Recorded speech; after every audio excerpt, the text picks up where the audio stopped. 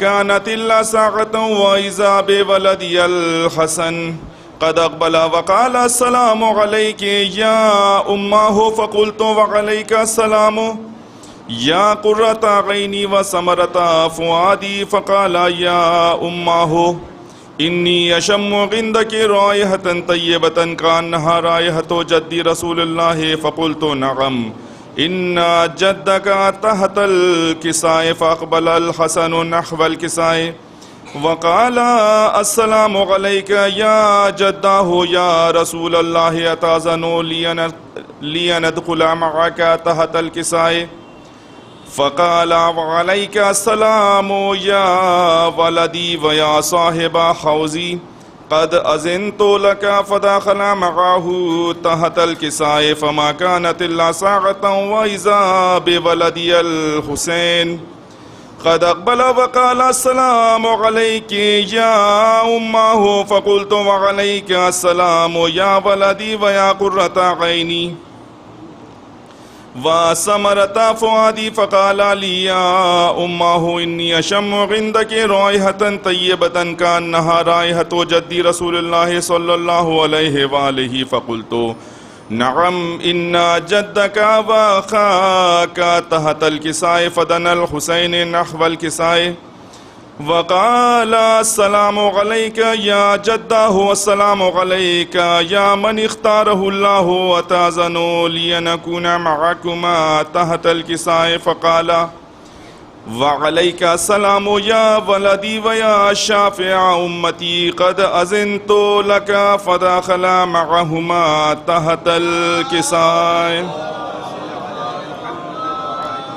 فأقبل عند ذلك أبو الحسن علي بن أبي طالب وقال السلام يا بنت رسول الله فقلت وعليك السلام يا أبا الحسن ويا أمير المؤمنين فقال يا فاطمة إني أشم عندك رائحة طيبة كأنها رائحة أخي وابني عمي رسول الله فقلت نعم ها هو مع ولديك تحت الكساء فأقبل علي نحو الكساء وقال السلام يا رسول الله أتأذن لي أن أكون معكم تحت الكساء قال له عليك السلام يا أخي ويا وسي وخليفتي وصاحب لواء قد أذنت لك فدخل علي تحت الكساء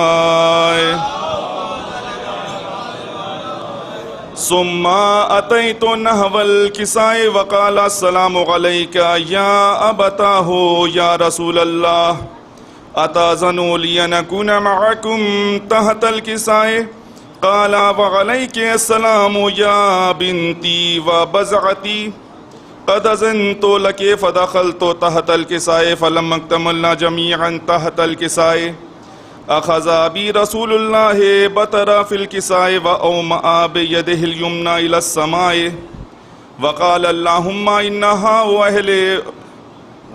اللهم إن هؤلاء أهل بيتي وخاصتي وحامتي لحمهم لحمي ودمهم دمي يؤلمني ما يؤلمهم ويحزنني ما يحزنهم أنا حرب لمن حاربهم وسلم لمن سالمهم وعدو لمن عاداهم ومحب لمن أحبهم إنهم مني وأنا منهم فاجعل صلواتك وبركاتك ورحمتك وغفرانك ورضوانك علي وعليهم وأذهب عنهم الرجس وطهرهم تطهيرا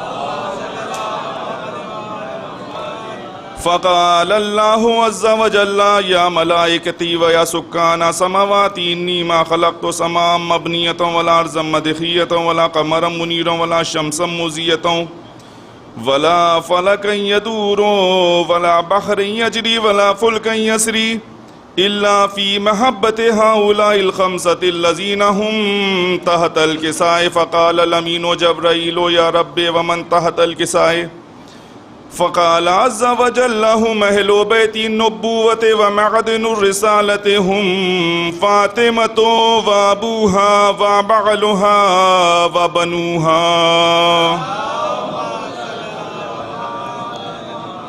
فقال جبرائيل يا رب أتأذن لي أن أهبط إلى الأرض ليكون معهم سادسا فقال الله نعم قد أذنت لك فهبط الأمين جبرائيل وقال السلام عليك يا رسول الله العلي الأعلى يقرئك السلام ويخصك بالتحية والإكرام ويقول لك وعزتي وجلالي إني ما خلقت سماء مبنية ولا أرضا مدخية ولا قمرا منيرا ولا شمسا مزية ولا فلكا يدور ولا بحر يجري ولا فلك يسري إلا لأجلكم ومحبتكم وقد أذن لي أن أدخل معكم فهل تأذنوا لي يا رسول الله فقال رسول الله وعليك السلام يا أمين ويا أمين وخي الله إنه نعم قد أذنت لك فدخل جبرائيل معنا تحت الكساء فقال لأبي إن الله قد أوحى إليكم يقول إنما يريد الله ليذهب عنكم الرجس أهل البيت ويطهركم تطهيرا فقال علي لأبي يا رسول الله أخبرني ما لجلوسنا هذا تحت الكساء من الفضل عند الله فقال النبي والذي بعثني بالحق نبي واصطفاني بالرسالة نجيا ما ذكر خبرنا هذا في محفل من محافل أهل الأرض وفيه جمع من شيعتنا ومحبينا بالحق نبي واصطفاني بالرسالة نجيا ما ذكر خبرنا هذا في محفل من محافل أهل الأرض وفيه جمع من شيعتنا ومحبينا إلا ونزلت عليهم الرحمة وحفت بهم الملائكة واستغفرت لهم إلى أن يتفرقوا فقال علي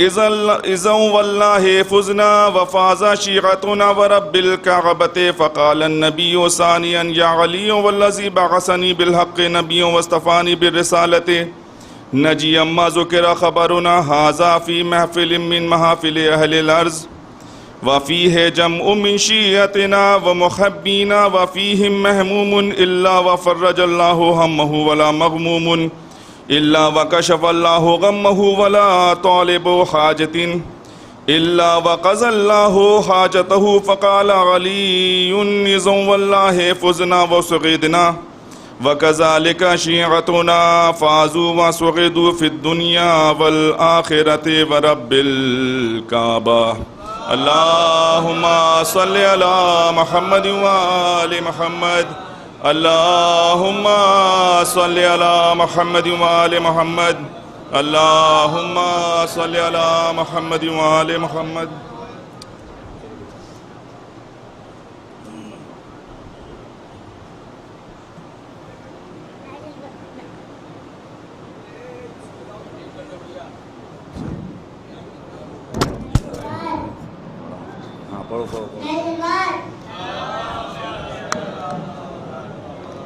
ہے کیا فاطمہ کا مقام اللہ نبی کر رہے ہیں سلام اللہ یہ زہرا کا گھر ہے یہ زہرا کا گھر ہے یہاں کے کنی دور غلام اللہ نا سلوات چھوٹا سا جاکس سری ممبر آیا اور دور سے چمکتا ہوا اکثر آیا مجلس میں کہتے ہیں بھام بچے مدہ جنابی ایس گھر آنا سلوات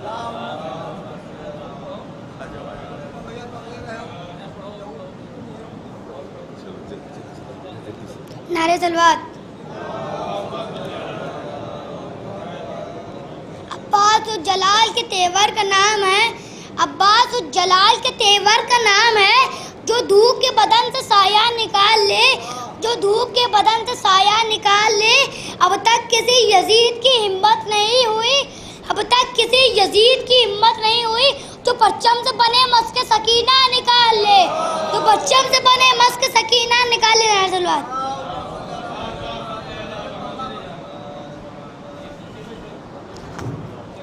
نسلوات. ایک شبیر کے سانچے میں مجھے ڈالا ہے, ایک شبیر کے سانچے میں مجھے ڈالا ہے. ہوں عزادار تو مینار میرا آلہ ہے, ہوں عزادار تو مینار میرا آلہ ہے. جانے دے دوں گا عزائش والا کے لیے, جانے دے دوں گا عزائش والا کے لیے. میری ماں نے مجھے ماتم کے لیے پالا ہے, میری ماں نے مجھے ماتم کے لیے پالا ہے. نسلوات.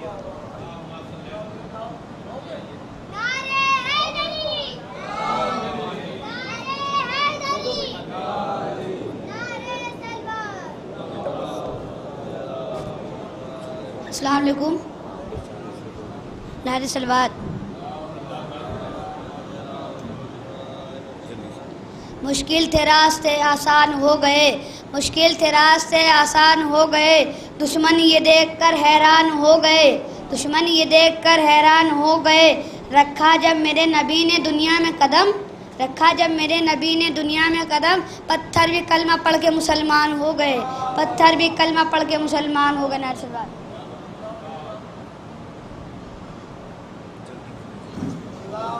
نعرہ سلوات. نعرہ سلوات.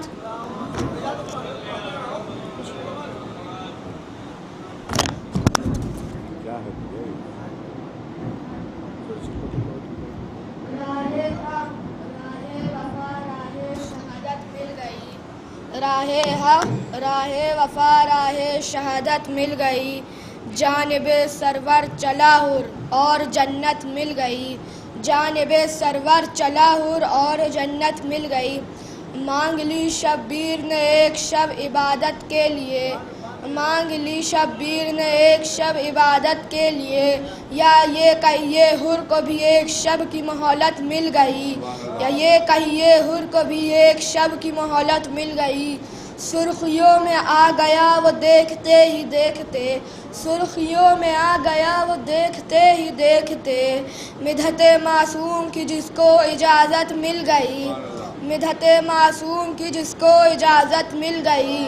دستے پیغمبر پہ حیدر ہے کہا جبریل نے, دستے پیغمبر پہ حیدر ہے کہا جبریل نے. اب نبوت کو امامت کی شہادت مل گئی.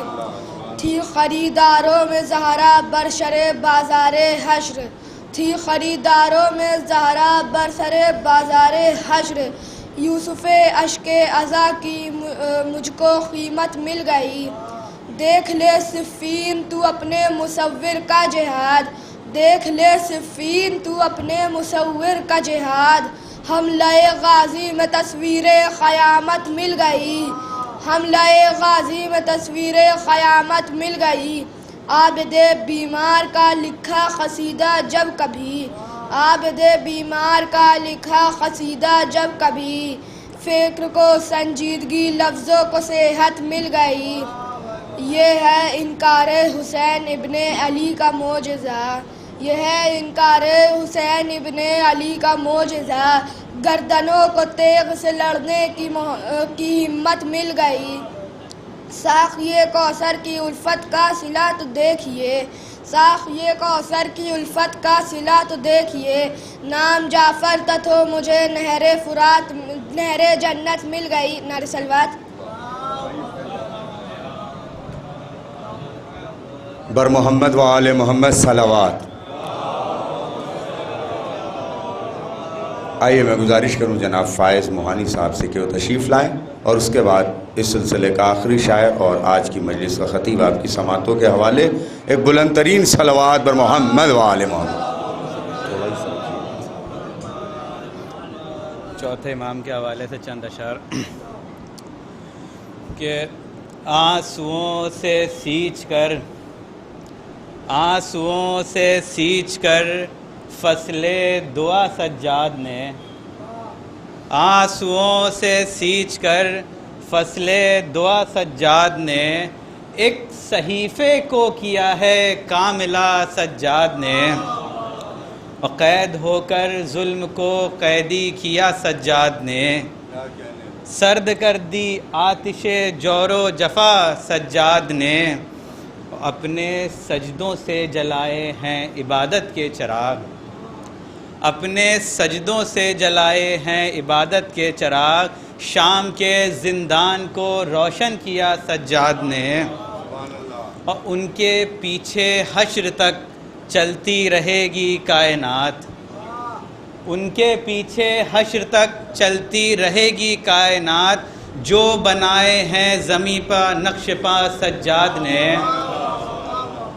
اور ہو گئی کج پشت اپنی، ہو گئی کج پشت اپنی بارے لنگر سے مگر، ہو گئی کج پشت اپنی بارے لنگر سے مگر، دین کی قامت کو سیدھا کر دیا سجاد نے، ہو گئی کج پشت اپنی بارے لنگر سے مگر، دین کی قامت کو سیدھا کر دیا سجاد نے، اور قید ہو کر کے دکھائے حریت کے راستے، قید ہو کر کے دکھائے حریت کے راستے، ارے جانے کتنے حرملا کو حر کیا سجاد نے، اور جس جگہ پر انبیاء سے صبر بھی ممکن نہ تھا، جس جگہ پر انبیاء سے صبر بھی ممکن نہ تھا، ارے اس جگہ پہ شکر کا سجدہ کیا سجاد نے، اور چہرے سفیانیت پر 2 تماچے ہیں لگے۔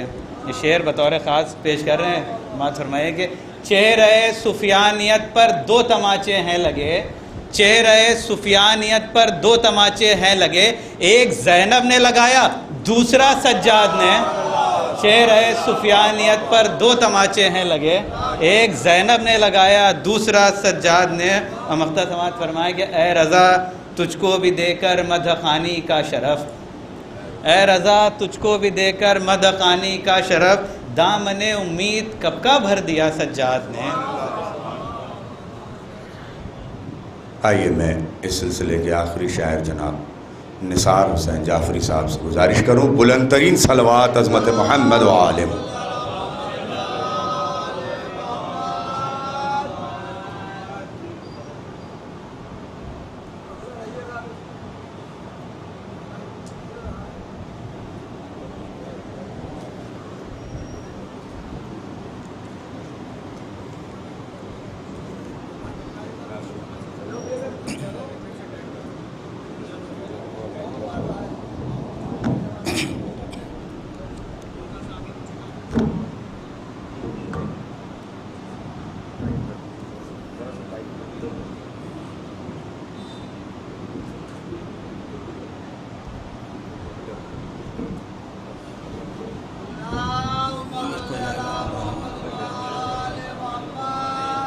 چند قطعات سماعت فرمائیں۔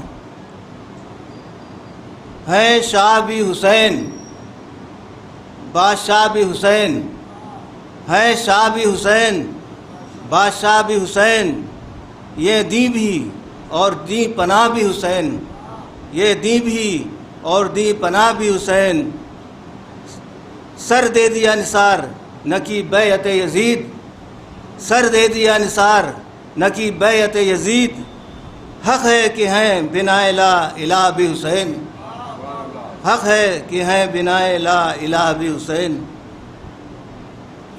صلوات۔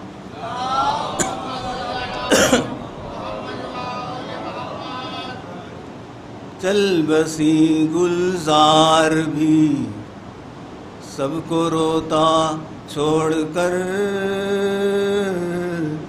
چل بسی گلزار بھی سب کو روتا چھوڑ کر، یعنی گھر والوں سے اپنا رشتہ ناتا توڑ کر، یعنی گھر والوں سے اپنا رشتہ ناتا توڑ کر، زہد و تقویٰ کی رہی پابند جو تا زندگی، زہد و تقویٰ کی رہی پابند جو تا زندگی، ہو گئی جنت نشیں دنیا سے منہ کو موڑ کر، ہو گئی جنت نشیں دنیا سے منہ کو موڑ کر چل بسی گلزار بھی. داستاں سکینہ کی رو کے ہم سنائیں کیا؟ داستاں سکینہ کی رو کے ہم سنائیں کیا؟ کس قدر سے ستم ٹوٹے جیتے جی بتائیں کیا؟ کس قدر ستم ٹوٹے جیتے جی بتائیں کیا؟ وہ حسین کی بیٹی سب کو جہاں سے پیاری تھی. وہ حسین کی بیٹی سب کو جہاں سے پیاری تھی. سب کی آنکھ کا تارا سب کی وہ دلاری تھی. سب کی آنکھ کا تارا سب کی وہ دلاری تھی. داستاں سکینہ کی. صلوات.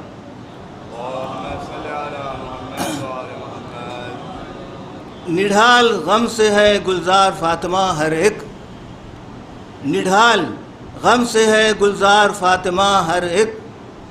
گئی ہو چھوڑ کے جب سے جہان فانی کو. گئی ہو چھوڑ کے جب سے جہان فانی کو. زہے نصیب ہو خلد بری میں آسودہ.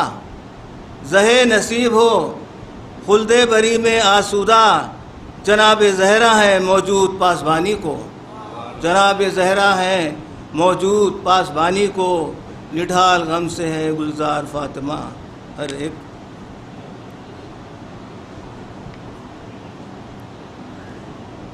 آج دیتا ہوا احساس اٹھا لائے ہیں. آج دیتا ہوا احساس اٹھا لائے ہیں. یعنی دریا سے فقط پیاس اٹھا لائے ہیں. یعنی دریا سے فقط پیاس اٹھا لائے ہیں. نہر کے جسم کو پیروں میں رکھو شوق سے تم. نہر کے جسم کو پیروں میں رکھو شوق سے تم. نہر کی روح تو عباس اٹھا لائے ہیں. نہر کی روح تو عباس اٹھا لائے ہیں. پے کر تھی ایک خلوص کا گلزار فاطمہ. پے کر تھی ایک خلوص کا گلزار فاطمہ. گھر پر نثار تم پہ تھا گلزار فاطمہ. گھر بھر نثار تم پہ تھا گلزار فاطمہ. پے کر تھی ایک خلوص کا گلزار فاطمہ. گھر بھر نثار تم پہ گھر بھر نثار تم پہ تھا گلزار فاطمہ. روتا بلکتا چھوڑ کے سب کو چلی گئی. روتا بلکتا چھوڑ کے سب کو چلی گئی. گھر کتنا پربہار تھا گلزار فاطمہ. گھر کتنا پربہار تھا گلزار فاطمہ. شفقت بھری وہ بات وہ لہجے میں انکسار. شفقت بھری وہ بات وہ لہجے میں انکسار. ہائے نہ وہ خلوص نہ گلزار زار فاطمہ، ہائے نہ وہ خلوص نہ گل زار فاطمہ، روتا بلکتا چھوڑ کے سب کو چلی گئی، روتا بلکتا چھوڑ کے سب کو چلی گئی، گھر کتنا پربہار تھا گل زار فاطمہ، شفقت بھری وہ بات وہ لہجے میں انکسار، شفقت بھری وہ بات وہ لہجے میں انکسار، ہائے نہ وہ خلوص نہ گل زار فاطمہ، ہائے نہ وہ خلوص نہ گل زار فاطمہ، اب تو بہن نثار کو یادیں رلائیں گی، اب تو بہن نثار کو یادیں رلائیں گی، گلزار سارا گھر ہی تھا گل زار فاطمہ، گلزار سارا گھر ہی تھا گل زار فاطمہ، پے کرتی ایک خلوص کا گل زار فاطمہ، جب شام کے زنداں میں دل درد سے بھر جائے، جب شام کے زنداں میں دل درد سے بھر جائے، معصوم سکینہ پر کیا کیا نہ گزر جائے، معصوم سکینہ پر کیا کیا نہ گزر جائے، بن پانی لیے ہم دریا سے پلٹ آؤ،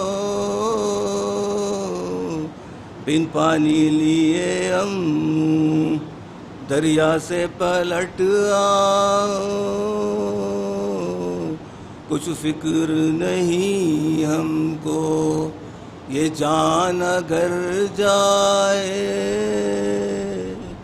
کچھ فکر نہیں ہم کو یہ جان اگر جائے، جب شام کے زنداں میں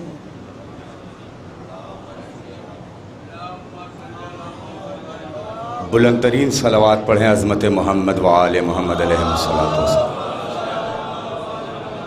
جو حضرات ابھی بھی باہر تشریف فرما ہیں ان سے ملتمس ہوں کہ وہ فرش عزا پر تشریف لے آئیں۔ میں بڑے ہی ادب و احترام سے گزارش کر رہا ہوں خطیب اہل بیت عالی جناب مولانا سید محمد حسنین باقری 84 صاحب قبلہ سے کہ وہ رونق افروز ممبر ہوں۔ آپ حضرات بلند ترین نعرہ صلوات سے ان کا استقبال فرمائیں۔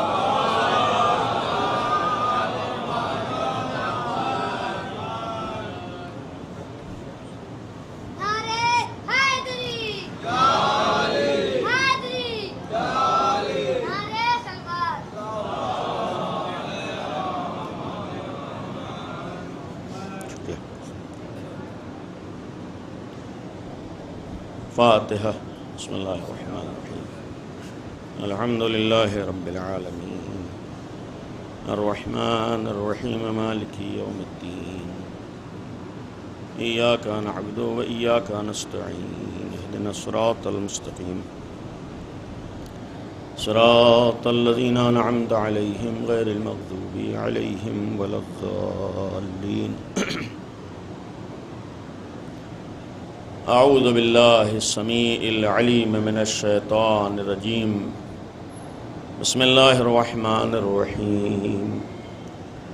الحمد لله رب العالمين والصلاة والسلام على أشرف الأنبياء والمرسلين خاتم النبيين رحمة للعالمين بالقاسم محمد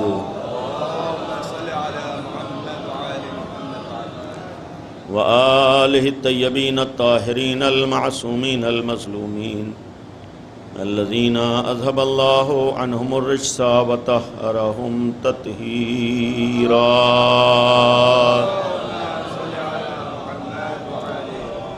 لا سيما بقية الله في الأرضين ولعنة الله على أعدائهم وغاصبي حقوقهم وقاتليهم أجمعين. أما بعد، قال امیر المؤمنین علی بن ابی طالب علیہ الصلاۃ والسلام ولا تکن عبد غیرک وقد جعلک اللہ حرا.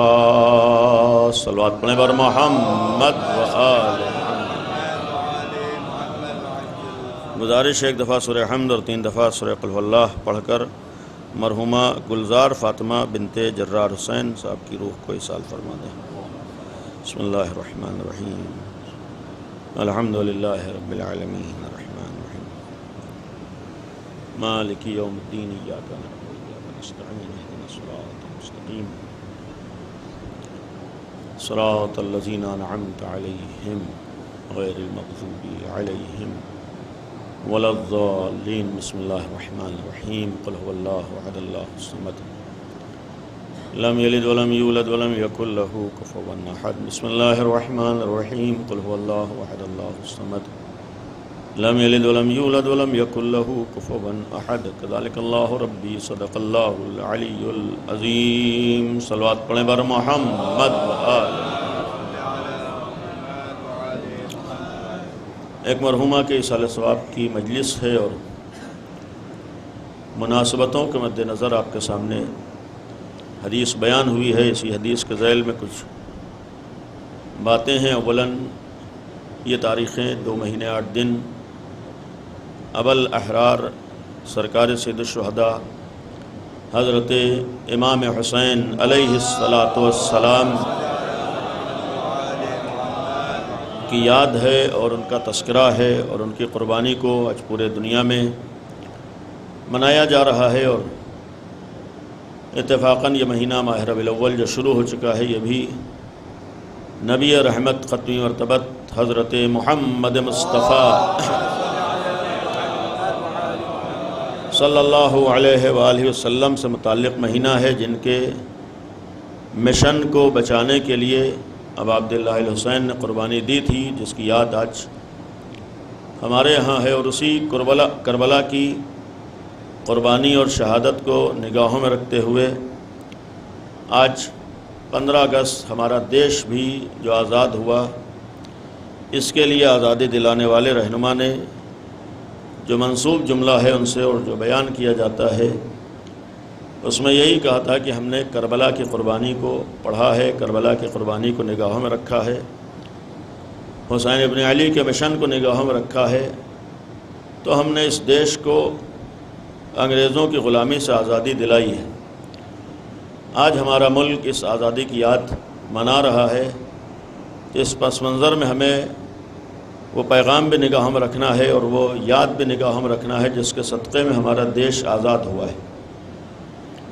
اور جب تک وہ پیغام نگاہوں میں رہے گا ہمارا دیش آزاد رہے گا.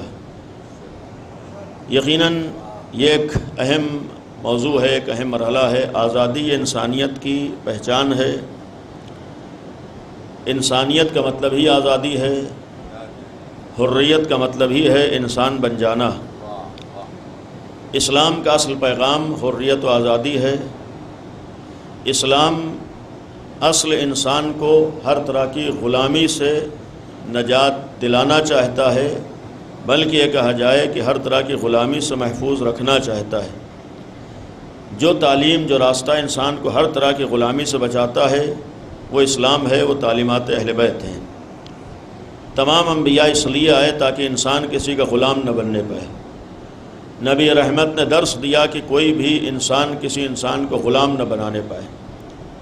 اسی وجہ سے جو آپ کے سامنے حدیث بیان کی ہے، مولا الموحدین امیر المومنین حضرت علی ابن ابی طالب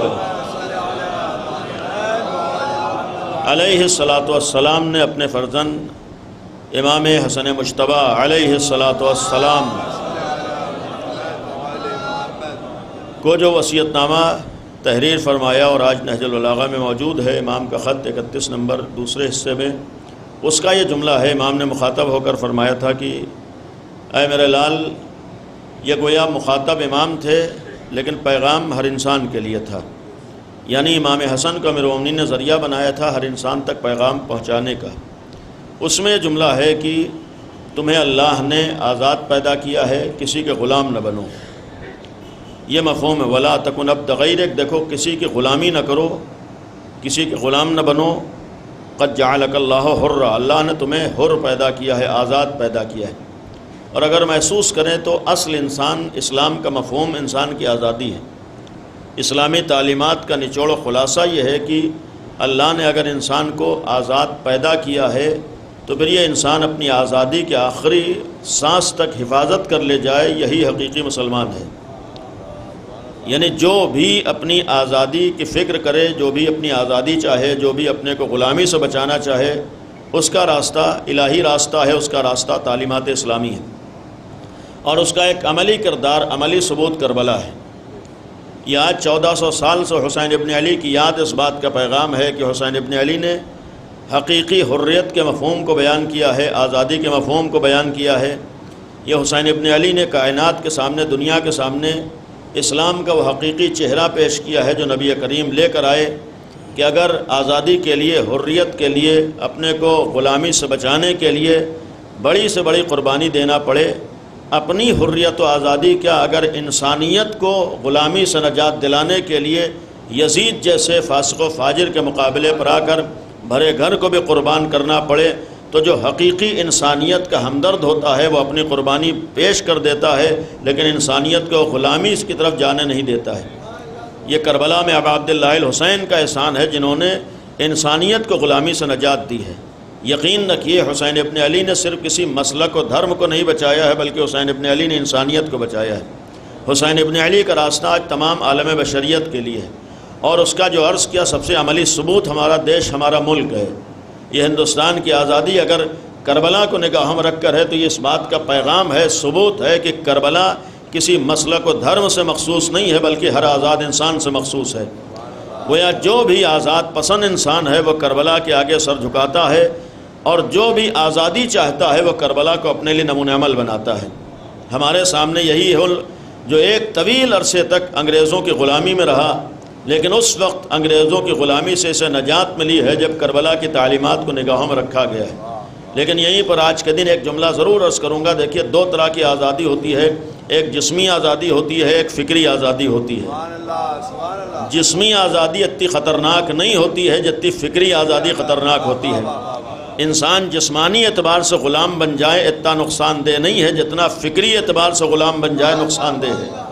اور دنیا کی طاغوتی طاقتوں نے ہمیشہ چاہا ہے کہ انسان کو فکری اعتبار سے غلام بنا لیا جائے۔ تو اصل آزادی کا مفہوم ہی ہوتا ہے کہ انسان اپنے کو فکری اعتبار سے آزاد کر لے، اپنے کو ذہنی اعتبار سے ہر طرح کی غلامی سے نجات دلا لے۔ تو اس وقت تک آزادی کا مفہوم و تصور ہو ہی نہیں سکتا ہے جب تک ہم فکری اعتبار سے لوگوں کی غلامی سے اپنے کو بچا نہ لے جائیں۔ اور یہی غور کرنا ہے کون ہے جو ہمیں فکری غلامی کی طرف لے جانا چاہتا ہے، کون ہے جو ہماری ذہنی غلامی کو ہمارے سامنے پیش کر رہا ہے۔ اور اسی فکری غلامی اور ذہنی غلامی کو یا اندھی عقیدت کہا جاتا ہے یا دیش بھکتی کہا جاتا ہے۔ یعنی جہاں پر سر آنکھ بن کر کے انسان آگے بڑھ رہا ہو، آزادی کے معنی یہ ہے کہ فکر کو انسان بروئے کار لائے، انسان ذہن کو بروئے کار لائے، انسان کو اللہ نے عقل جیسی نعمت دی ہے اسے استعمال کر رہا ہو۔ ورنہ یہ بھی تو لمحہ فکریہ ہے کہ اگر ہمارا دیش انگریزوں سے آزاد ہوا ہے تو دوبارہ یہودیوں کی غلامی نہ جانے پائے۔ اس لیے کہ وہ آزادی نہیں ہے کہ اگر ہم نے انگریزوں سے غلامی حاصل کر لی یا یہ کہا جائے عیسائیوں سے غلامی حاصل کر لی تو پھر ہم دوبارہ یہودیوں کی غلامی میں چلے جائیں۔ اس لیے کہ اتنا یقین رہے، آج یہ دنیا کی تاریخ اس بات کا پیغام ہے کہ عیسائی اتنے خطرناک نہیں ہیں دنیا کے لیے جتنا یہودی خطرناک ہیں۔ یعنی یہ یقین رکھیے دنیا کے لیے اتنا تباہی کا سبب وہ لوگ بنایا ہے دنیا کو غلام، لیکن اتنا نقصان نہیں پہنچایا ہے انسانیت کو جتنا انہوں نے نقصان پہنچایا، اس لیے کہ آج ان کا مشن ہی یہ ہے کہ ہر انسان ہمارا غلام بن جائے، ان کا مشن ہی یہ ہے کہ ہر انسان کو غلام بنا لیا جائے، ان کا مشن ہی یہ ہے کہ تم ہمارے آگے سر جھکاؤ تو تمہیں ہم 2 روٹی دے دیں اور تم زندگی گزار لے جاؤ۔ یعنی جس کا مشن ہر انسان کو غلام بنانا ہے، جس کا مشن ہر ملک کو غلام بنانا ہو، جس کا مشن ہر ایک کو فکری اعتبار سے غلام بنانا ہو۔ آج ہماری آزادی کا مفہوم یہ ہے کہ ہم اگر اپنے دیش میں آزادی کی سانس لیں تو ہر باہری طاقت کی غلامی سے اپنے کو نجات دلا رہے ہوں، چاہے وہ جسمانی غلامی ہو چاہے فکری غلامی ہو۔ صلوات پڑھیں بر محمد و آل محمد۔ تو یقیناً یہی ایک کربلا کا پیغام ہے کہ اصل فکری غلامی ہے، اصل ذہنی غلامی ہے جس سے نجات حاصل کرنا ہے، اور اسی فکری غلامی سے نجات کو یہ کہا جائے اصل آزادی کے معنی اگر غور کیا جائے تو واقعی معنی میں، حقیقی معنی میں اس کو ہم خالی ایک شدت پسندی یا ایک صرف مذہب کے رخ سے نہ دیکھیں، بلکہ اسی ہندوستان کی جب بات آئی تو مہاتما گاندھی نے اس سے پہلے ستیہ گرہ شروع کی تھی۔ اس کے معنی یہ ہے کہ آزادی کا مفہوم جب تک معنویت اور روحانیت سے جڑا نہ ہو اس وقت تک آزادی کا تصور نہیں ہوتا ہے۔ یعنی یہ بھی ایک جملہ قابل غور ہے کہ ستیہ گرہ کے معنی یہ ہے کہ جب تک معنویت اور روحانیت نہ ہو آزادی نہیں ہوتی، انسان پہلے اس راستے پر آئے۔ اسی لیے حقیقی آزادی دنیا کی ہر طاقت سے اپنے کو آزاد کر لینا، یہی حقیقی آزادی۔ حقیقی آزادی کے معنی یہ ہے کہ کائنات میں ہم اپنے جیسے یا اپنے سے کمتر کے غلام نہ بننے پائے، بلکہ اگر غلام بنے تو صرف اس کے غلام بنے جو ہم سے برتر ہے، اور اس کائنات ہست و بود میں اگر کوئی ہم سے برتر ہے صرف وہی ہے جس نے ہمیں پیدا کیا ہے۔ تو آزادی کا مفہوم یہ ہے کہ اپنے معبود کو چھوڑ کر ہر طاقت سے اپنے کو آزاد دلا لینا، یہی حقیقی آزادی ہے۔ آزادی کا مطلب یہ ہے کہ اگر غلامی اور بندگی ہو تو صرف اس کی ہو جو ہم سے برتر ہے، اور دنیا میں انسان سے برتر اگر کوئی ہے تو وہی ہے جو خالق انسان ہے۔ یہی اسلام کا پیغام ہے، یہی تعلیمات انسانیت ہے، یہی کربلا کا پیغام ہے کہ جس نے تمہیں پیدا کیا ہے اگر عبد بننا ہو تو تنہا اسی کے عبد بنو جو تم سے برتر ہے، ورنہ کائنات میں تم سے برتر کوئی نہیں ہے۔ کائنات میں اگر سب سے زیادہ کسی کو اشرفیت حاصل ہے تو انسان کو اشرفیت حاصل ہے، اگر کسی کو اشرف المخلوقات کہا گیا ہے تو انسان کو اشرف المخلوقات کہا گیا ہے۔ تو سب سے برتر ذات انسان ہے، تو ہم سے برتر اگر کوئی نہیں ہے اور ہم ہی ہیں تو ہمارے جیسا بھی ہمارا مالک نہیں ہو سکتا ہے۔ یہ غور کیجئے، جو ہمارے جیسا ہو وہ ہمارا حاکم نہیں ہو سکتا ہے۔ یعنی اگر ہم انسان ہیں اور اشرف المخلوقات ہیں تو دنیا کی تمام چیزیں ہم سے کمتر ہیں، لہٰذا ہم کسی کمتر کے آگے بھی غلامی نہیں کر سکتے ہیں، اور جب انسان ہمارے جیسا ہے تو کسی انسان کا بھی ہم غلام نہیں بن سکتے ہیں۔ یہی کربلا کا پیغام ہے، یہی اسلام کا پیغام ہے کہ تمہیں ہر طرح کی غلامی سے اپنے کو نجات دلانا ہے، اور حقیقی نجات اسی وقت ملے گی جب یہ طے کر لو کہ تمہیں اگر بندگی کرنا ہے تو تنہا اس کی بندگی کرنا ہے جس نے تمہیں پیدا کیا ہے، جو تمہارا خالق ہے، جو تمہارا پروردگار ہے۔ اور کائنات میں اتنا تو مسلم ہے کہ خالق ایک کے سوا کوئی اور نہیں ہے، پروردگار ایک کے سوا کوئی اور نہیں ہے، معبود ایک کے سوا کوئی اور نہیں، جس کو مختلف زبانوں میں لوگ بیان کرتے ہیں، لیکن یہ ہر ایک مانتا ہے کہ ایک کائنات کا اللہ ہے۔ چاہے بھگوان کہیے، چاہے گاڈ کہیے، چاہے خدا کہیے، نام الگ الگ ہیں، سب کی حقیقت ایک ہے۔ تو اصل آزادی کا مفہوم، اور اسی کے لیے کربلا کا جو میں نے جملہ عرض کیا ہے کہ امام حسین نے کس حد تک آزادی کی اہمیت کو بیان کیا، یہ خود مولا کائنات کا جملہ کہ لا تکن عبد غیرک، دیکھو ہرگز کسی کے غلام نہ بنو، قد جعلک اللہ حر، اللہ نے تمہیں آزاد بنایا ہے، اللہ نے تمہیں آزاد پیدا کیا۔ اور یہی انسان کبھی کبھی جب نہیں غور کرتا ہے تو پھر کیسے کیسوں کا غلام بن جاتا ہے۔ کربلا میں سرکار سید الشہداء حضرت ابا عبداللہ الحسین علیہ السلام، امام کا ایک مشہور جملہ ہے جو قابل توجہ ہے، جس وقت سنا ہوا جملہ ہے لیکن آج کے اس موقع پر امام کے ان جملات کو اگر ہم مد نظر رکھیں تو کربلا کو بھی ہم سمجھ سکتے ہیں، کربلائی تعلیمات کو بھی ہم نگاہوں میں رکھ سکتے ہیں، اور آج ہمارا ایک پیغام مقصد اس کربلا کو صحیح طور پر پہچاننا ہے۔ لیکن رک کر ایک بات عرض کروں گا کہ یہ آج 15 اگست ہمارے دیش کی آزادی، اور ساتھ ہی ساتھ آپ کے سامنے ایران کا بھی انقلاب ہے، اور اس اسلامی انقلاب میں جہاں 2500 سال وہ ملک شہنشاہیت کا غلام تھا، حالانکہ آج دوبارہ اسی ملک کو اسی غلامی کی طرف لے جانے کی کوشش ہے، لیکن جب وہاں انقلاب اسلامی آیا ہے امام خمینی رحمۃ اللہ علیہ کی سرپرستی میں، تو انہوں نے ایک جملہ کہا تھا، یعنی جو بات یہاں مہاتما گاندھی نے کہی ہے کہ میں نے کربلا کی تعلیمات کو پڑھا ہے، کربلا کو نگاہوں میں رکھا ہے، تب دیش کو آزادی دلائی ہے۔ اسی بنیاد پر جب نکلے تھے شروع میں تو 72 ساتھیوں کو لے کر نکلے تھے، یہ کربلا کے 72 تعداد کو نگاہوں میں رکھا تھا۔ اور یہی جملہ امام خمینی رحمۃ اللہ علیہ کا بھی ہے کہ انہوں نے کہا تھا کہ ہمارے پاس جو کچھ ہے کربلا کی دین ہے۔ یہی مفہوم تھا، یعنی اگر ہم نے 2500 سالہ شہنشاہیت سے آزادی حاصل کی ہے تو اس وقت آزادی حاصل کی ہے جب کربلا کو نگاہوں میں رکھا ہے۔ تو یہ جملہ اس لیے عرض کیا کہ کربلا آج ہمارے لیے کسی رسم و رواج کا نام نہیں ہے، بلکہ کربلا دنیا کو غلامی سے نجات دلانے کا ایک راستہ ہے۔ یہ عزاداری کسی تہوار کا نام نہیں ہے، بلکہ عزاداری اپنے حقیقی مفہوم کو سمجھ کر اس راستے پر چلنا ہے کہ ہم بھی آزادی کے ساتھ دنیا میں رہ سکیں اور تمام عالم بشریت آزادی کے ساتھ زندگی گزار سکے۔ یعنی کربلا در حقیقت ہر انسان کو آزادی کا پیغام دیتا ہے۔ اسی لیے کربلا میں مولا حسین کا ایک مشہور جملہ ہے جو قابل توجہ ہے۔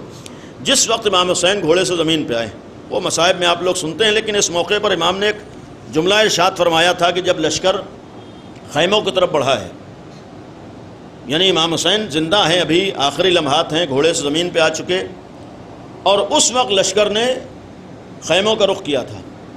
ایسے موقع پر امام نے اس لشکر کو مخاطب بنایا ہے، اور یہاں جو امام نے جملات ارشاد فرمائے تھے یہ بھی قابل توجہ ہیں۔ البتہ دوسرے رخ سے بھی اس لشکر کو جو امام نے مخاطب کیا ہے، الفاظ یہ تھے وَيْلَكُمْ يَا شِيعَةَ آلِ أَبِي سفیان، یعنی امام حسین نے یزید کے لشکر کو جو مخاطب بنایا ہے، ان الفاظ کے ساتھ مخاطب بنایا ہے وَيْلَكُمْ، یعنی افسوس ہو، وائے ہو تمہارے اوپر، اے شیعہ آل ابی سفیان، یعنی اے بنی امیہ کے شیعہ یہ کہا جائے، اے ابو سفیان کے شیعہ، اے آل ابو سفیان کے شیعہ۔ یہ امام حسین کا جملہ تاریخ میں موجود ہے کہ یزید کے لشکر کو حسین ابن علی نے مخاطب بنایا۔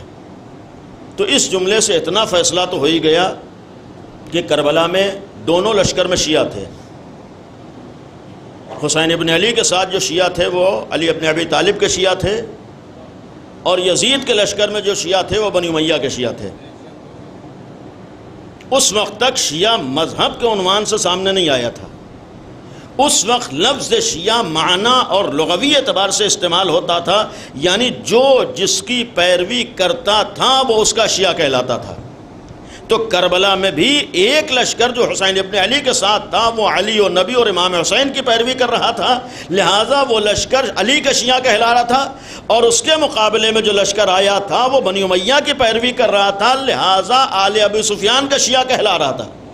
لہٰذا یہ جملہ تاریخ میں موجود ہے۔ یہی جملہ بعض حاسدین کو موقع مل گیا شیعیان علی کے اوپر اعتراض کرنے کا کہ اسی تاریخ جملے سے انہوں نے سوء استفادہ کرتے ہوئے کہا کہ شیعوں نے بلایا تھا، شیعوں نے قتل کیا ہے۔ یقیناً شیعوں نے بلایا تھا اور شیعوں نے قتل کیا ہے، لیکن جن شیعوں نے بلایا تھا وہ ابو سفیان کے شیعہ تھے، اور جن شیعوں نے قتل کیا ہے وہ بنی امیہ کے شیعہ تھے۔ یہ تو تاریخ جانتی ہی جانتی ہے کہ آج تک قتل کرنے کے بعد جو تاریخ کے 1400 سال میں اس گریہ اور عزاداری کی مخالفت ہے، مخالفت کرنے والا وہی ہوتا ہے جو قاتل ہوا کرتا ہے۔ کبھی بھی مقتول کسی کے اوپر اعتراض نہیں کرتا ہے، بلکہ وہ آنسو بہا کر اعلان کرتا ہے کہ ہمیں ہمارے آباء و اجداد کو کل بھی قتل کیا گیا تھا، آج بھی اس امتحان سے گزر رہے ہیں۔ لہذا کم از کم ہم اتنی تاریخ پڑھیں، اتنی کتابوں کو پڑھیں، اتنا ہمارا مطالعہ ہو کہ آج کے یزید صفت افراد کے بہکاوے میں نہ ہم آنے پائیں۔ یقین رکھیے آج بھی اگر کوئی حسین ابن علی کے راستے پر ہے وہ حقیقی مسلمان کہا جاتا ہے، لیکن جو انسانیت کے مقابلے پر ہو، جو یزیدیت کے ساتھ آج ہمارے سامنے ہو، جو حسین ابن علی کے مقابلے میں ہو، کل بھی وہ یزید تھا اور آج بھی وہ یزید کا پیروکار ہے۔ صلوات پڑھیں بر محمد و آل محمد۔ تو امام نے مخاطب بنایا یا شیعہ آل ابی سفیان، یہ الفاظ موجود ہیں، اور اس کے بعد کہا ان لم یکن لکم دین، اگر تمہارے پاس دین نہیں ہے، یعنی یہ کم از کم نواس نبی نے یزید کے لشکر کے لیے جملہ کہہ کے ثابت کر دیا کہ ان کے پاس دین نہیں ہے، یعنی ہرگز وہ صاحب دین نہیں ہے۔ تو جب لشکر کے پاس دین نہ ہو تو یزید کے پاس کہاں سے دین ہوگا؟ یزید کے پاس کہاں سے دین ہوگا؟ لشکر کے پاس امام نے صاف صاف کہا تمہارے پاس دین نہیں ہے. ان لم یکن لکم دینک، اگر تمہارے پاس دین نہیں ہے، وکنتم لا تخافون یوم المعاد، اور تمہارے دل میں قیامت کا خوف بھی اگر نہیں ہے. غور کیجیے گا، یعنی یہ قابل غور جملہ ہے امام حسین. اگر دین نہیں ہے، قیامت کا خوف نہیں ہے، لشکر یزید سے امام حسین فرما رہے ہیں، تو کونوا احرارا فی دنیاکم ھذہ، کم از کم اس دنیا میں آزاد تو رہو. یہ غور کیجیے گا، معمولی جملہ نہیں. امام حسین فرما رہے ہیں اگر تمہارے پاس دین نہیں ہے، اگر تمہیں قیامت کا خوف نہیں ہے، تو کم از کم دنیا میں آزاد تو رہو. اس کے معنی یہ ہے کہ انسانیت کی کم سے کم جو پہچان ہے وہ انسان کی آزادی ہے. یعنی انسان کسی دین کا پیروکار نہ ہو، کم از کم اگر اپنے کو انسان کہلا رہا ہے تب تو اسے آزاد ہونا چاہیے. کسی بھی دین کا ماننے والا نہ ہو، خوف قیامت نہ ہو، خوف خدا نہ ہو، کسی مذہب کو نہ مان رہا ہو، کسی مسلک کو نہ مان رہا ہو، لیکن جب تک اپنے کو انسان سمجھ رہا ہے تو انسانیت کا پہلا قدم ہی اس کی آزادی ہے. اس کا مطلب جہاں سے آزادی ختم ہو جائے انسان کی انسانیت ختم ہو جاتی ہے. جہاں انسان آزاد باقی نہ رہے، غلام بن جائے، وہاں سے اس کی انسانیت. اور اسی لیے آزادی کے ایک معنی جو اس روایت میں امام نے فرمایا دین نہیں ہے تو آزاد رہو، یہ کس وقت امام نے فرمایا تھا؟ یہ بھی قابل غور ہے. امام نے لشکر یزید سے کس وقت یہ جملہ کہا ہے؟ امام حسین نے اس وقت نہیں کہا ہے کہ جب لشکر امام کے ساتھیوں کو شہید کر رہا تھا. یعنی جس وقت چھوٹے چھوٹے بچوں کو شہید کیا ہے، جس وقت جناب عباس شہید ہوئے، جناب علی اکبر سب شہید ہوئے، امام نے جملہ نہیں کہا ہے. یہ غور کی جگہ، یعنی امام حسین نے یہ جملہ لشکر یزید سے اس وقت کہا ہے جب لشکر یزید نے خیموں کی جانب رخ کیا ہے. اگر ہم اب عبداللہ الحسین کے ماننے والے ہیں اور یہ جملہ آج ہم امام حسین سے سنتے ہیں تو پھر یہ بھی غور کرنا ہوگا کہ امام حسین کی نظر میں کس چیز کی اہمیت زیادہ تھی. معمولی بات نہیں ہے. امام حسین کے اصحاب شہید ہو گئے، امام نے لشکر یزید سے نہیں کہا ہے کہ کم از کم تم آزاد رہو. لیکن جب لشکر یزید نے خیام حسینی کی طرف رخ کیا ہے، یا یہ کہوں کہ جب ناموس کی بات آئی ہے تب اب عبداللہ الحسین نے جملہ فرمایا ہے. اس کے معنی یہ ہے کہ اسلامی تعلیمات میں کم از کم کربلا والوں کے دین نزدیک سب سے بڑا پیغام جو اب عبداللہ الحسین کا ہے وہ ناموس کی فتح و حیا کا ہے. یعنی اس کے معنی یہ ہے کہ امام حسین کو اپنے بچوں کی شہادت گوارا تھی، لیکن ناموس میں آنچ آ جائے یہ گوارا نہیں تھا. یعنی امام حسین کے لیے وہ امتحان قابل برداشت ہے کہ چھوٹے چھوٹے بچوں کو شہید کر دیا جائے، لیکن مولا حسین کو وہ برداشت نہیں ہے کہ امام حسین کے ہوتے ہوئے ناموس کی طرف کوئی نگاہ اٹھا کر دیکھ لے. یہی تو امام نے اس وقت کہا، فرمایا ہے جب لشکر نے خیام حسینی کی طرف رخ کیا ہے. اب اس کے معنی یہ ہے کہ اگر آج ہم امام حسین کی نگاہوں میں آزادی کو سمجھنا چاہتے ہیں، آج اگر امام حسین کے ماننے والے ہیں، آج اگر ہم نے اپنے کو حسینی کہا ہے تو یہ بھی تو غور کرنا ہوگا کہ حسینیت کا بہت بڑا درس کیا ہے، حسینیت کا بہت بڑا پیغام کیا ہے.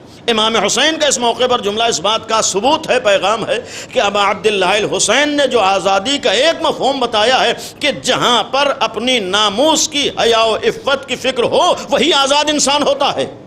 جیسے اپنی فکری غلامی بدترین چیز ہے، ویسی اپنے ناموس کے سلسلے میں بے فکر ہو جانا یہ بھی تو ایک غلامی ہے.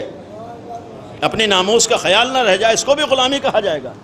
جہاں کسی کو ناموس کی عزت و عفت اور حیا کی فکر نہ ہو وہ بھی امام حسین کی نگاہ میں آزاد کہلانے کے لائق نہیں ہے. اسی لیے ایک دوسری روایت ہے، چھٹے امام امام جعفر صادق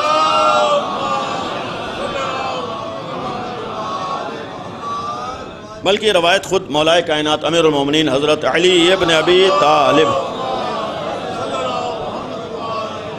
امیر المومنین نے فرمایا ہے کہ ان الحیا والعفت، کہ حیا و عفت من خلائق الایمان، یعنی حیا و عفت یہ ایمان کی گویا پہچان ہے، ایمان کی نشانی ہے.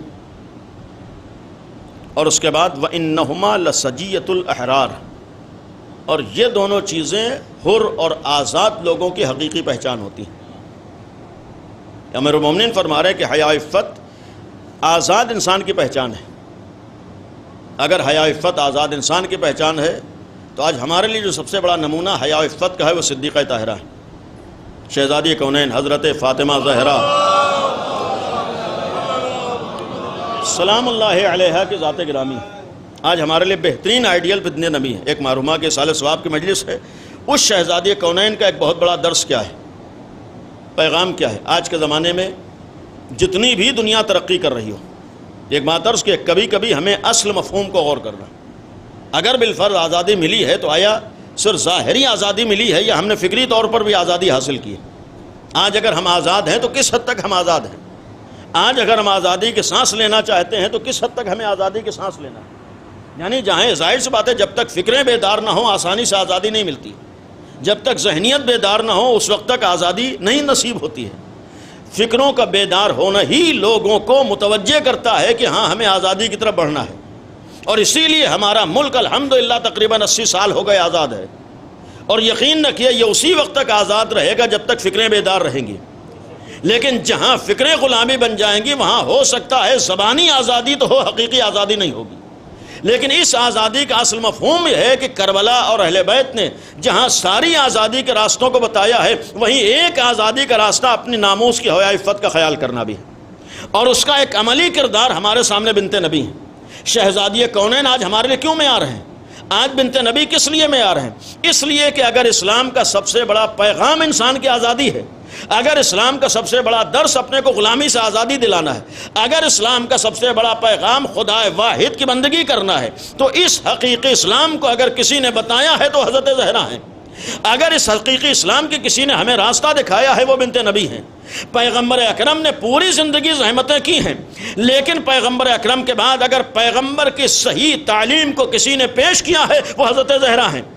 یہ بنت نبی ایک ہمارے لیے اس بات کا بھی درس ہے کہ کبھی کبھی خواتین اور عورتیں بھی باطل کے مقابلے میں حق کی معرفت کا ذریعہ بن جایا کرتی ہیں.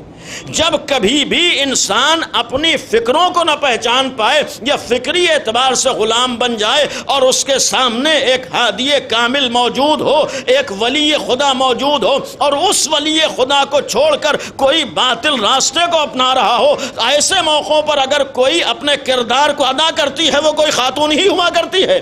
یہ نبی رحمت کے بعد صدیقہ طاہرہ کی عظمت کا راز و سبب یہ ہے کہ جب پیغمبر کے بعد ایک ولی خدا، ایک ہادی امت، ایک حجت خدا روئے زمین پر موجود تھا، اس کے ہوتے ہوئے جب امت نے اپنی عقل اور فکر کا استعمال نہیں کیا اور ضلالت و گمراہی کا راستہ اختیار کر لیا، ایسے موقع پر حضرت زہرا نے میدان عمل میں آ کر پیغام دیا ہے کہ آؤ ہمارے ذریعے سے حق کے راستے کو پہچانو، آؤ ہمارے ذریعے سے اپنے کو ضلالت و گمراہی سے بچاؤ. یعنی یہ نبی کے بعد ایک خاتون نے اپنے کردار کو سامنے لا کر پیغام دیا ہے کہ کبھی کبھی یہی خواتین اور عورتیں ہوتی ہیں جو حق و باطل کو پہچانوا دیا کرتی ہیں. کبھی کبھی جب مردوں کی عقلیں بھی معاف ہو جائیں اور ایک سماج اپنی عقل کا استعمال کرنے پہ تیار نہ ہو تو بھی ایک عورت ہی میدان عمل میں آ کر تمام عقلائے عالم کو پیغام دیتی ہے کہ ہمارے ذریعے سے تم حق کو بھی پہچانو، ہمارے ذریعے سے تم باطل کو بھی پہچانو. اور یہی کام کربلا میں ثانیہ زہرا نے کیا ہے کہ جب ابا عبداللہ الحسین شہید کر دیے گئے تو جناب زینب میدان عمل میں آ کر پیغام دیتی ہیں کہ میں اس لیے میدان عمل میں آئی ہوں تاکہ رہتی دنیا تک دنیا کو یہ بتا سکوں کہ کون تمہاری ہدایت کا سبب ہے اور کون تمہاری ضلالت و گمراہی کا سبب ہے. صلوات پڑھیں بر محمد و آل محمد. یعنی اس کے معنی یہ ہے کہ سماج میں اگر کوئی سماج کو بیدار کرنے کا اہم کردار ادا کرتا ہے وہ عورتیں ہوتی ہیں.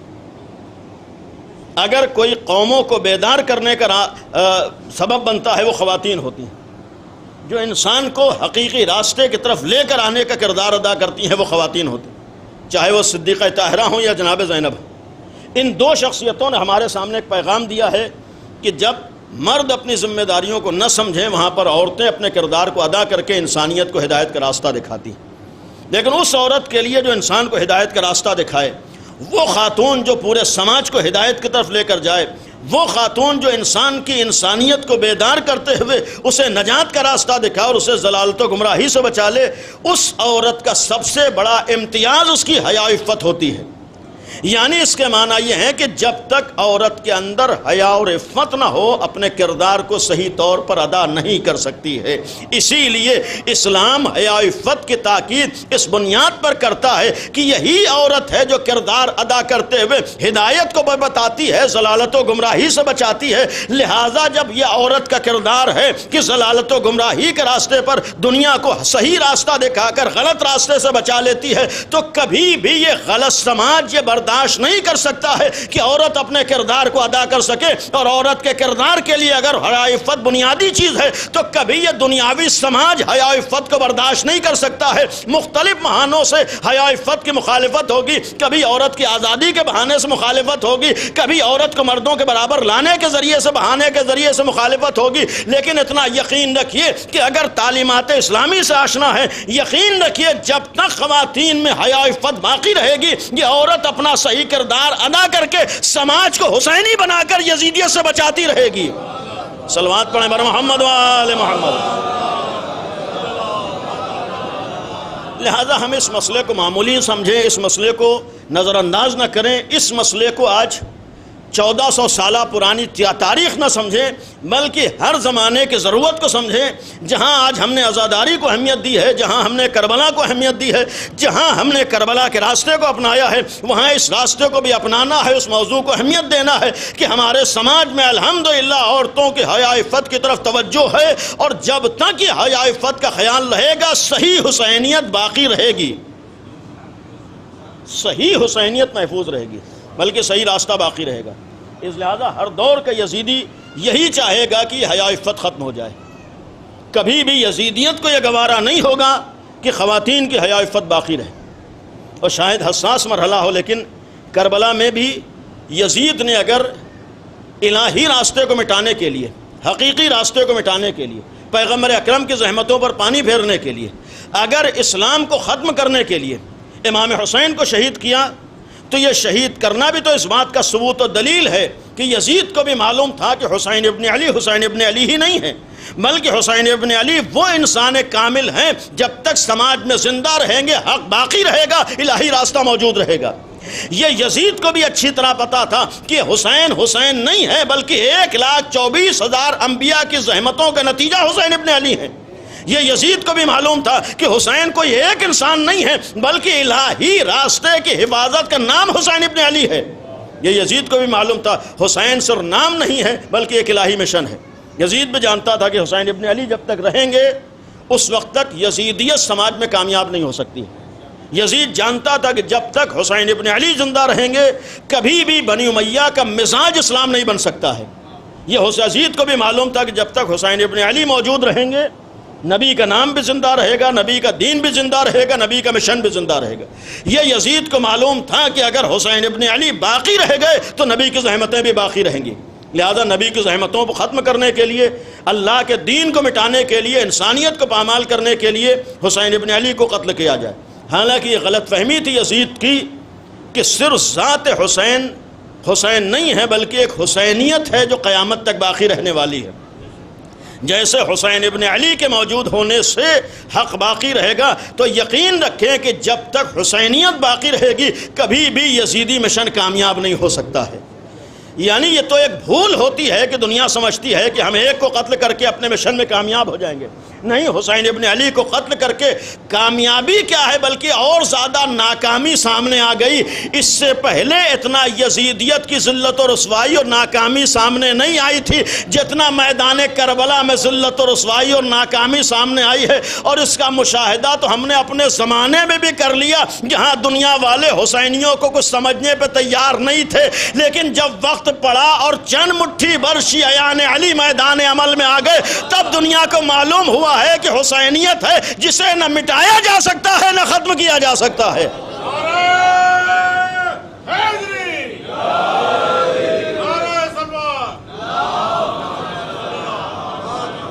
تو یہ تو اس زمانے کی یزیدیت کی بھول تھی، اور آج کے زمانے کی یزیدیت کی بھی یہی بھول ہے۔ وہ یہ سمجھتے ہیں کہ بقیہ لوگ جیسے ہمارے آگے سر جھکا دیتے ہیں ویسے ہی علی والے بھی ہمارے آگے سر جھکا دیں گے۔ کل کربلا میں بھی حسین ابن علی کے مقابلے پر آ کر ذلت و رسوائی کا شکار ہوئے، اور یقین رکھیے جب یہ حسینیوں سے ٹکرائیں گے اور زیادہ ذلیل و رسوا ہوں گے۔ آپ کے سامنے اگر اس 6 مہینے کی تاریخ اور اس سے پہلے کی تاریخ پڑھیے، یہ طاغوتی طاقتیں اتنا ذلیل پہلے نہیں ہوئی تھیں جتنا اب ہوئی۔ جتنا ذلت و رسوائی کا شکار اب ہوئے ہیں اتنا پہلے لوگوں کو نہیں معلوم تھا کہ ان کا حقیقی چہرہ کیا ہے، جتنا اب معلوم ہے۔ کربلا سے پہلے کیا لوگوں کو معلوم تھا کہ یزید کا سلسلہ کیسا ہے؟ کربلا کا ایک سبب یہ بھی تھا کہ یزید کے چہرے کے اوپر اور اس کے اس سلسلے کے اوپر جو پڑی ہوئی تقدس کی نقاب تھی وہ پلٹ گئی ہے۔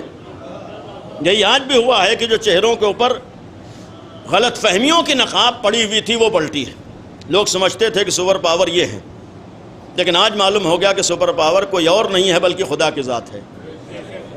آج یہ ثابت ہو گیا کہ اصل طاقت تو صرف ایک الہی طاقت ہے۔ یہ تو دنیا والے ہیں لوگوں کو غلط فہمیوں کا شکار کرا کر اور اپنے کو سپر پاور کہلا کر کچھ دن تو بیوقوف بنایا جا سکتا ہے، لیکن ہمیشہ بیوقوف نہیں بنایا جا سکتا ہے۔ البتہ یہ بھی ایک المیہ ہوتا ہے کہ بعض ایسے ہوتے ہیں جو واقعات کو دیکھ کر جن کی آنکھیں کھل جاتی ہیں، لیکن کچھ ایسے ہوتے ہیں سب کچھ دیکھنے کے بعد بھی بیدار ہونے پہ تیار نہیں ہوتے ہیں۔ صلوات پڑھی بر محمد و آل۔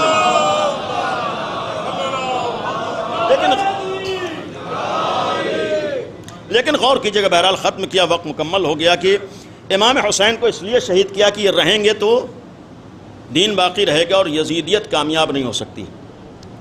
امام حسین کو شہید کرنے کے بعد کربلا میں دوسرا کردار جو یزید نے پیش کیا ہے، یزیدی لشکر نے، وہ کیا تھا؟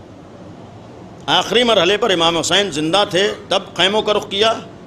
امام نے جملہ کہا ہے تو کم از کم عربی غیرت صحیح، یعنی یہ بھی ایک لشکر یزید کے لیے آپ سوچئے کہ امام حسین نے آخر میں کہا تھا کہ اگر تم اپنے کو عرب کہتے ہو تو کم از کم کچھ تو اپنی حیا اور غیرت کا ثبوت پیش کرو، کچھ آزادی کا ثبوت پیش کرو۔ یعنی دین کی فکر انہیں نہیں تھی، اپنے عرب ہونے کا خیال تھا۔ لیکن افسوس یہ ہے کہ اس زمانے میں یزیدی لشکر کو اپنی عربی غیرت کی فکر تھی، اور آج عربوں کو اپنی عربی غیرت کی بھی فکر باقی نہیں رہی۔ یعنی اس زمانے میں لشکر یزید کے لیے جب سرکار سید الشہداء نے فرمایا ہے کہ کم از کم اپنے عرب ہونے کا تو ثبوت پیش کرو، جہاں اسلام کی فکر نہ ہوئی، جہاں قرآن کی فکر نہ ہوئی، جہاں اللہ اور رسول کی فکر نہ ہوئی، وہاں عربی غیرت کا خیال کر کے لشکر یزید پیچھے ہٹ گیا۔ لیکن آج کے عرب حکمراں کیسے ہیں جن کی آج عربی غیرت بھی بیدار نہیں ہوتی۔ لیکن جس وقت امام حسین شہید ہو گئے تو سب سے پہلا کام یزید کے لشکر نے پھر وہی کیا ہے کہ خیام حسینی کا رخ کیا ہے، اور خیام حسینی کا رخ کر کے سب سے پہلا کام جو کیا ہے خواتین کے سروں سے چادریں اتاری۔ تو اس کا ایک معنی یہ بھی ہے کہ جس طرح سے یزید کا لشکر حسین ابن علی کو اپنے باطل مشن کے لیے رکاوٹ سمجھتا تھا اور حق کے راستے کی حفاظت کا ذریعہ سمجھتا تھا کہ جب تک حسین ابن علی زندہ رہیں گے حق پر آنچ نہیں آئے گی اور باطل اپنے مشن میں کامیاب نہیں ہوگا، تو مولا حسین کو شہید کرنے کے بعد عورتوں کے سروں سے چادریں اتارنا بھی شاید اس بات کا پیغام تھا کہ جس طریقے سے حفاظت کا ایک ذریعہ امام ہوتا ہے، ویسے ہی حق کی حفاظت کا ایک ذریعہ سماج میں حیا عفت بھی ہوتی ہے۔ جیسے حسین ابن علی کے ہوتے ہوئے یزیدی مشن کامیاب نہیں ہو سکتا ہے، ویسے ہی سماج میں اگر حیا عفت رہے تو پھر آسانی سے کوئی یزیدی مشن کامیاب نہیں ہو سکتا ہے۔ اسی لیے سروں سے چادریں چھینی گئی۔ لیکن جناب زینب اولیاء مقام نے اس حجاب کی حفاظت کی ہے، سر پہ چادر نہیں تھی لیکن حیا و عفت کا پیغام دیا ہے۔ یہی تو پیغام دیا تھا ثانیہ زہرا ہے۔ سب سے بڑا پیغام بنت نبی کا یہ تھا کہ جب پیغمبر کی رحلت کے بعد دربار تک آنا پڑا ہے، انہی دنوں میں پیغمبر کی بیٹی کو دربار تک جانا پڑا ہے، لیکن ایک پیغام تھا کہ جہاں پر حجاب میں تھیں، جہاں پردے میں تھیں، جہاں مکمل حجاب کا خیال تھا، یہاں عورتوں کے درمیان بنت نبی گھر سے نکلی ہیں اور جس وقت دربار میں آئی ہیں پردہ لگایا گیا ہے، جہاں خواتین ہیں وہاں بنت نبی بیٹھی ہیں۔ لیکن صدیقہ طاہرہ کا اس عالم میں بھی گھر سے باہر نکل کر دربار میں جانا اتنا سخت امتحان تھا جو ناقابل برداشت تھا، اس لیے کہ جو حیا و عفت کا پیکر ہو اس کے لیے اس طریقے کے مراحل بھی ناقابل برداشت ہو جاتے ہیں۔ اب تصور کیجئے جب بنت نبی کے لیے یہاں تک آ جانا انتہائی سخت تھا، تو پھر ثانیہ زہرا کے دل سے پوچھئے کہ جب کربلا کے بعد کوفہ اور شام کے بازاروں سے گزری ہیں، جہاں صدیقہ طاہرہ کے لیے، حضرت زہرا کے لیے حجاب میں، پردے میں، مکمل خواتین کے درمیان مردوں میں آ جانا اور مردوں کے درمیان کلام کر لینا ناقابل برداشت ہو، تو وہیں ثانیہ زہرا کے لیے اگر کربلا کے بعد سروں سے چادریں چھین لی گئی ہوں اور جہاں سروں پہ چادریں ہی نہیں ہیں بلکہ دشمن کے نرغے میں ہوں، دشمنوں کے درمیان میں ہوں، ذرا تصور کیجئے کہ شہزادی کونین نے جس وقت دربار میں آ کر خطاب انتخاب کیا ہے وہاں ظالم و فاسق کوئی بھی سامنے بیٹھا ہو، لیکن کم از کم خواتین کا مجمع تھا، پردہ درمیان میں حائل تھا، عورتوں کے درمیان کھڑی ہو کر کلام کر رہی تھیں، لیکن شہزادی کونین کا بنت نبی کا اس جگہ پر بھی کلام کرنا انتہائی سخت گزر رہا تھا۔ تصور کیجئے جب ایسے حالت میں شہزادی کا کلام کرنا انتہائی سخت تھا، تو پھر جب دربار یزید میں ثانیہ زہرا آئی ہیں، جب زینب اولیاء مقام دربار یزید میں پہنچی ہیں، تو آپ کے سامنے وہ تاریخ ہے کہ دربار کا منظر کیا تھا۔ 700 کرسی نشین بیٹھے ہوئے تھے، جہاں پر مختلف ملکوں سے لوگوں کو تماشا دیکھنے کے لیے بلایا گیا تھا، جہاں دربار کو سجایا گیا تھا، اور پھر یزید ملعون کرسی کے اوپر بیٹھا ہو اور سامنے تشت طلا میں سرکار سید الشہداء کا کٹا ہوا سر رکھا ہوا ہو، اور ایسے عالم میں زینب اولیاء مقام کو لایا جا رہا ہو، ہاتھ پسے گردن بندھے ہو، اس عالم میں شہزادی آئی ہیں، سر پہ چادر نہیں ہے، اور بنت نبی اس دربار میں آنے کے بعد پہلے خواتین کے پیچھے ہیں، لیکن یزید ملعون نے جب کہا کہ علی کی بیٹی کہاں ہے، حسین کی بہن کہاں ہے، دل تڑپ جاتا ہے ایسے مواقع پر۔ شہزادی کونین بھی بے چین ہو گئی، اور پھر یہیں پر اگر غیرت علوی کو محسوس کرنا ہو، آل محمد کی حیا عفت کی عظمت کو سمجھنا ہو، تو اس در کی جو کنیز جناب فضہ ہے، جیسے اس ملعون نے جملہ کہا، جناب فضہ کنیز ہو کر سامنے آ گئی۔ اے ملعون، تیری یہ جرت کہ میری شہزادی سے کلام کرے، تیری زبان پہ کے اوپر میری شہزادی کا نام آ جائے، انصاف سے بتائیے جو جملہ جناب فضہ کے لیے ناقابل برداشت رہا ہو، وہ جناب زینب کے اوپر کتنا گراں گزرا ہوگا۔ وہ جملہ امام سجاد کے لیے عزیزو یہی تو کربلا والوں کا امتحان تھا کہ اگر نبی کی بیٹی نے اپنی شہادت کے ذریعے سے حق کو قیامت کے لیے محفوظ کر دیا ہے، اگر نبی کی بیٹی نے میدان عمل میں آ کر حق و باطل کو پہچانوا دیا ہے، تو یہی کام ثانیہ زہرا نے کربلا میں کیا کہ اگر میرے بھائی نے شہادت دے کر حق کو بچایا ہے، اگر کربلا کی قربانی انسانیت کی حفاظت کے لیے ہے، تو آؤ زینب کے ذریعے سے اس پیغام کو سمجھو، اور تنہا حسینیت کو نہ سمجھو بلکہ یزیدیت کے چہرے کو بھی پہچان لو۔ اور شاید کربلا سے دربار تک اس لیے بھی آئی تھیں کہ اگر دربار میں نہ جاتی اور وہ امتحان نہ دیتی تو شاید دنیا کو معلوم ہی نہ ہوتا کہ یزیدیت کیا ہے۔ یہ احسان ہے زینب اولیاء مقام کا جو اس امتحان سے گزر گئی ہے، لیکن مشن پہ آنچ نہیں آنے دی ہے، باطل کو کامیاب نہیں ہونے دیا ہے۔ لیکن جب یزید نے جملہ کہا ہے جناب زینب سے ہم کلام ہونا چاہتا تھا، لیکن ایسے موقع پر شہزادی خاموش کھڑی ہیں، ایک منظر دیکھتی ہیں تڑپ جاتی ہیں، وہ ملعون سامنے بیٹھا ہوا ہے، اب عبداللہ حسین کا کٹا ہوا سر سامنے رکھا ہوا ہے، اور وہ ملعون چھڑی لیے ہوئے ہے، مولا حسین کے دندان مبارک پہ جسارت کر رہا ہے۔ عزیزو، جب یہ منظر شہزادی زینب نے دیکھا ہے، اسی دربار میں تڑپ گئی اور بے چین ہو کر یہ جملہ کہا، اے ملعون اپنی چھڑی کو دندان مبارک سے ہٹا لے، اس لیے کہ میں نے انہی لبوں کو اپنے نانا کو بوسے لیتے دیکھا۔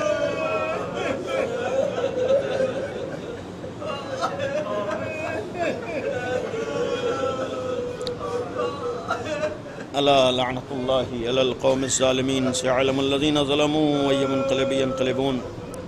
خدایا ہماری اس عبادت کو قبول فرما، خدایا اس ذکر کو مرحومہ کی مغفرت کا ذریعہ قرار دے، پالنے والے اہل بیت اطہار کا واسطہ ہے، پسماندگان کو صبر اور اجر عطا فرما۔ معبود مومنین بالخصوص حاضرین کا اعزاز جو مرحوم ہو گئے ان سب کے درجات کو عالی فرما۔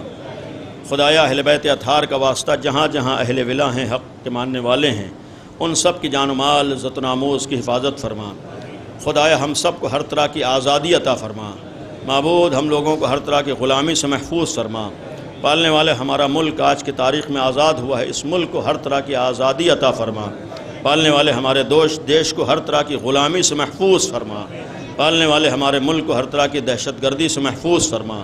پالنے والے دنیا سے ظلم و دہشت گردی کا خاتمہ فرما۔ خدایا کربلا کو سمجھ کر اس کے مطابق عمل کرنے کی توفیق عطا فرما۔ معبود ہم سب کو حیا عفت کا خیال کرنے کی توفیق عطا فرما۔ معبود اپنے ناموس کا خیال کرنے کی توفیق عطا فرما۔ پالنے والے اہل بیت اطہار کا واسطہ ہے، معصومین کا واسطہ، ہم سب کو علم و عمل کی توفیق عطا فرما۔ خدایا ہم لوگوں کو جہالت سے محفوظ فرما۔ خدایا ہمارے درمیان سے غربت و بے دینی کا خاتمہ فرما۔ معبود پوری قوم کو، جوانوں کو محنت کرنے، آگے بڑھنے، ترقی کرنے، بالخصوص تعلیمی میدان میں سب سے آگے رہنے کی توفیق عنایت فرما۔ خدایا امام زمانہ کے ظہور میں تعجیل فرما، ہم لوگوں کو امام کے ناصروں میں شمار فرما۔ ایک دفعہ مزید سورہ فاتحہ کی تلاوت فرما کر مرحومہ گلزار فاطمہ بنت جرار حسین صاحب کی روح کو اور جملہ مرحومین مومنین مومنات کی ارواح کو بھی شامل کر لیں۔ اللہم صلی علی محمد و آل محمد۔ بسم اللہ الرحمن الرحیم۔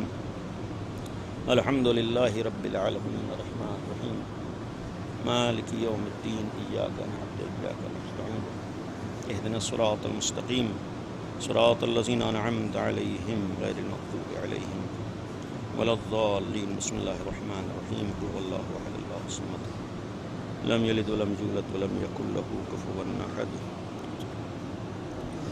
زوال کا وقت قریب ہے، انشاءاللہ نماز بھی اول وقت۔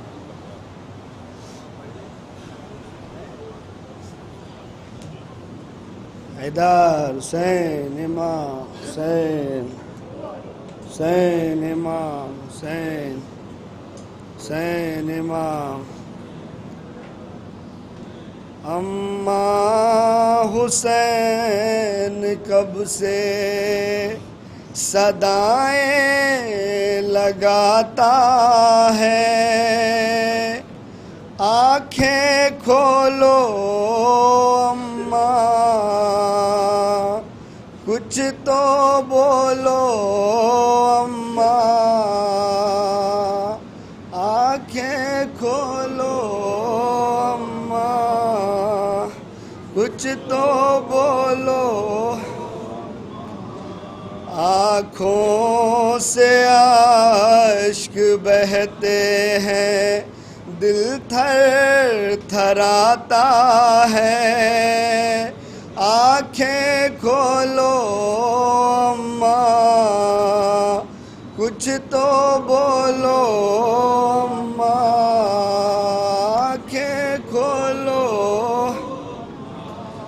کچھ تو۔ اماں حسین کیسے یہ صدمہ اٹھائے گا، اماں حسین آپ کے بن جی نہ پائے گا، اماں حسین آپ کے بن جی نہ پائے گا۔ اماں یہ درد میرا کلیجہ ہلاتا ہے، کچھ تو بولو اماں، آنکھیں کھولو اماں کچھ تو بولو، آنکھیں کھولو۔ بھائی حسن اداس ہے، زینب اداس ہے، حالات تمہاری دیکھ کے ہم سب اداس ہیں، حالات تمہاری دیکھ کے ہم سب اداس ہیں، بچوں سے اپنے روٹھ کے کیا کوئی جاتا ہے، آنکھیں کھولو اماں کچھ تو بولو اماں، آنکھیں کھولو کچھ تو بولو۔ ہرگز خفا نہ ہوتی تھی تم، آج کیا ہوا، مجھ کو سلا کے سوتی تھی تم، آج کیا ہوا، مجھ کو سلا کے سوتی تھی، آج کیا ہوا۔ اماں یہی سوال تو مجھ کو رلاتا ہے، آنکھیں کھولو اماں کچھ تو بولو اماں، آنکھیں کھولو کچھ تو بولو۔ اماں ذرا بتاؤ تو کب تک رلاؤ گی، کب تک نہ مجھ کو اپنے گلے سے لگاؤ گی، کب تک نہ مجھ کو اپنے گلے سے لگاؤ گی، احسان احساس اب یتیمی کا مجھ کو ستاتا ہے، آنکھیں کھولو اماں کچھ تو بولو اماں، آنکھیں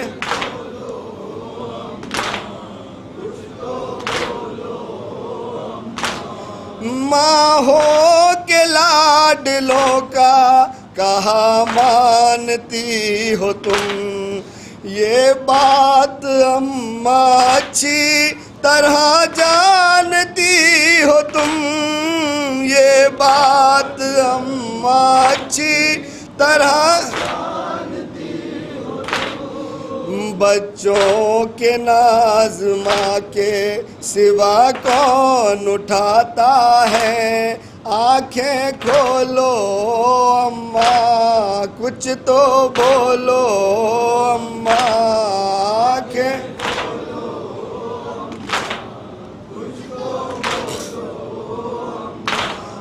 اماں وہ یاد آتا ہے باہوں میں جھولنا، اماں یہ بات کربو بلا تک نہ بھولنا، اماں یہ بات کربو بلا تک آغوش میں تمہاری مجھے چین آتا ہے، آنکھیں کھولو اماں کچھ تو بولو اماں، آنکھیں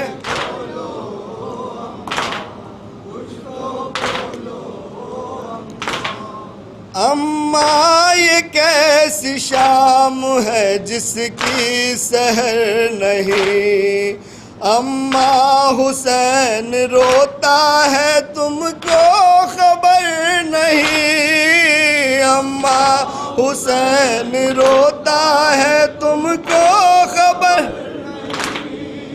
اماں لگا لو سینے سے بیٹا بلاتا ہے، آنکھیں کھولو اماں کچھ تو بولو اماں، آنکھیں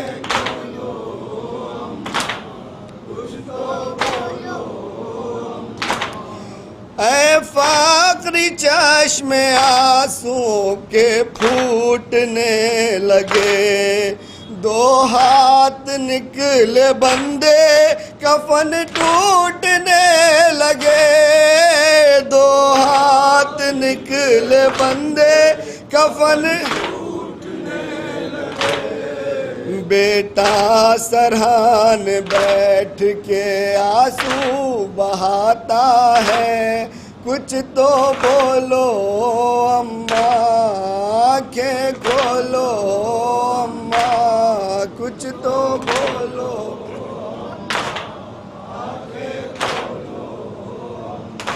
حیدر حسین امام حسین حیدر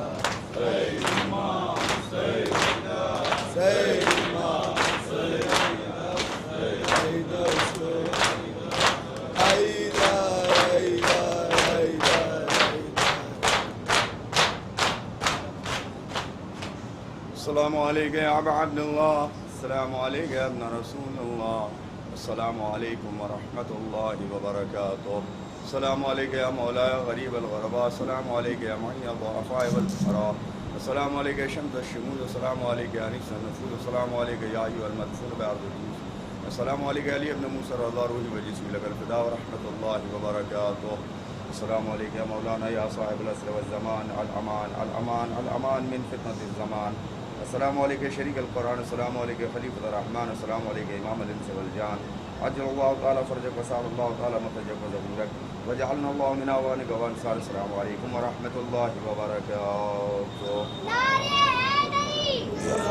آپ حضرات سے گزارش ہے کہ فاتحہ میں شرکت فرمائیں اور